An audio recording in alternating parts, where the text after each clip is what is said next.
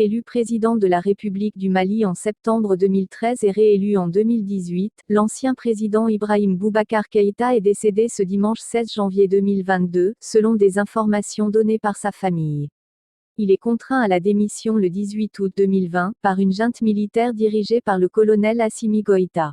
Ibrahim Boubacar Keïta était avant tout un Malien avec grand M. Il aimait saluer la grandeur de ce pays bâti par d'illustres conquérants qu'il se plaisait à citer lors des interventions télévisées. Nous fûmes quand d'autres n'étaient pas, était une de ses plus célèbres phrases sur la grandeur du Mali.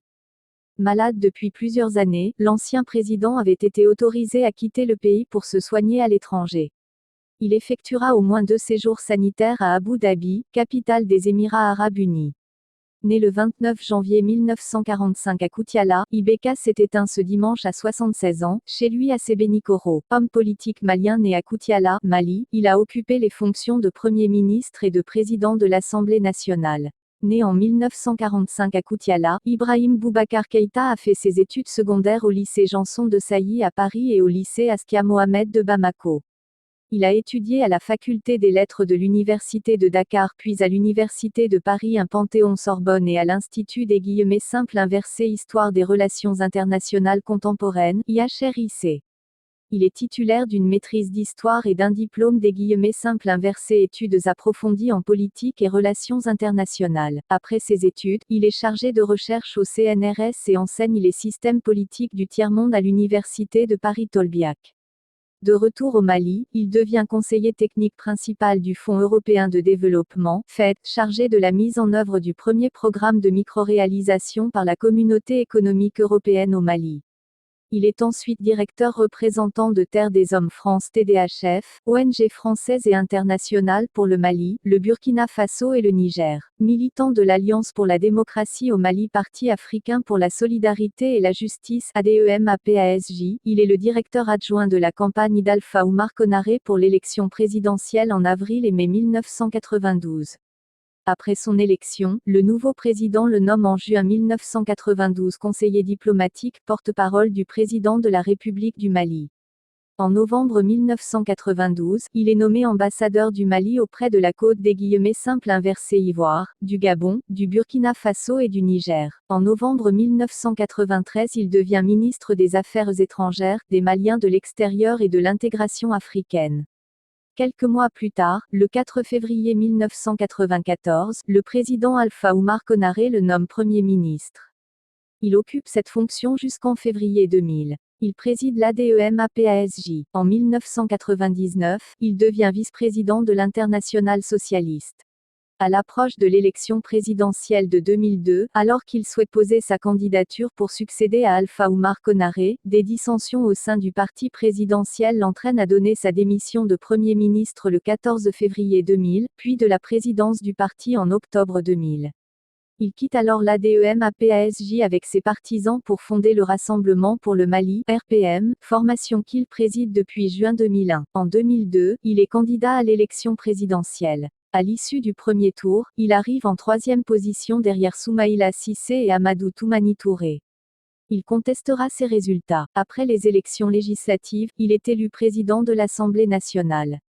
Ibrahim Boubacar Keïta est président du comité exécutif de l'Union parlementaire africaine. Ibrahim Boubacar Keïta est investi par le Rassemblement pour le Mali le 28 janvier 2007 au cours de son 2e congrès ordinaire à Bamako. Il axe sa campagne sur une opposition aux pratiques de gouvernance du président sortant Amadou Toumani Touré et à sa politique.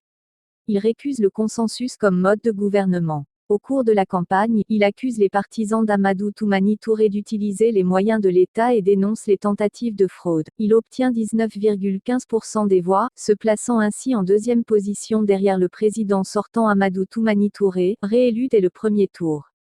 Il a réalisé son meilleur score dans le district de Bamako avec 38,48% des voix. Ibrahim Boubacar Keïta conteste ces résultats, accusant les partisans du président sortant de fraude. Il rejoint ainsi les autres candidats de l'opposition regroupés au sein du Front pour la démocratie et la République, FDR, Thiébile Dramé, Mamadou Bakary Sangaré et Soumelou Boubèye Maïga. La Cour constitutionnelle rejette le 12 mai les requêtes déposées par ces candidats. Ibrahim Boubacar Keïta, au nom du FDR qu'il préside, tout en maintenant ses accusations de fraude, prend acte de la décision de la Cour constitutionnelle et reconnaît en Amadou Toumani Touré le président du Mali. Le 26 juillet 2011, Ibrahim Boubacar Keïta est désigné candidat du Rassemblement pour le Mali à l'élection présidentielle malienne de 2012. Le 29 octobre 2011, 9 partis politiques ont rejoint le Rassemblement pour le Mali pour appeler à une candidature de Simple Inversé, ancien Premier ministre. Simple Inversé agit du mouvement pour Simple Inversé Indépendance, la Renaissance et Simple Inversé Intégration Africaine, MIRIA, de Simple Inversé Union des Maliens pour le Progrès, UMP, du Front Africain pour la Mobilisation et l'Action, FAMA, du Rassemblement des Démocrates Républicains, RDR, du Rassemblement pour la Justice au Mali, RJD, du Parti de la Différence au Mali, PDM, du Parti Socialiste et Démocratique du Mali, PSDM, du Parti Sijikafo Oyeda Mouye, PSO, et de la Concertation démocratique. Le président du RPM et candidat à la magistrature suprême, El Hadji Ibrahim Boubacar Keïta a commencé sa campagne par une rencontre avec les différentes confessions religieuses. C'était au Palais de la Culture le dimanche 8 avril. Par ce geste, il s'agit pour lui d'avoir les bénédictions des hommes de Dieu pour éclairer les gestes qu'il va poser pendant les 21 jours de campagne. À la suite de cette élection, elle arrive en première position devant Soumaïla Cissé avec 39,24% du suffrage exprimé. Mais il va devoir passer par un deuxième tour pour pouvoir réussir à occuper ce fauteuil présidentiel tant attendu. Ce deuxième tour Simple Inversé opposera le 11 août prochain à son poursuivant Soumaïla Cissé.